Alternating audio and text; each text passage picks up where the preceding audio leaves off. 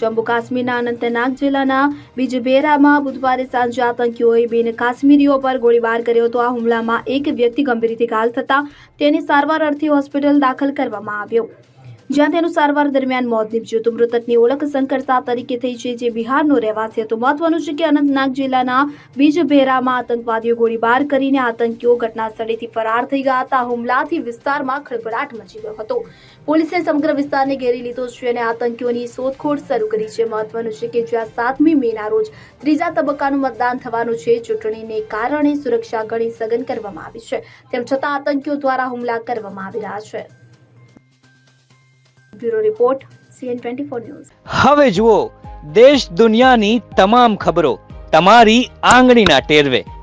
ઉઠાવો મોબાઈલ અને Google Play Store પરથી ડાઉનલોડ કરો અમારી CN24 ન્યૂઝ મોબાઈલ એપ.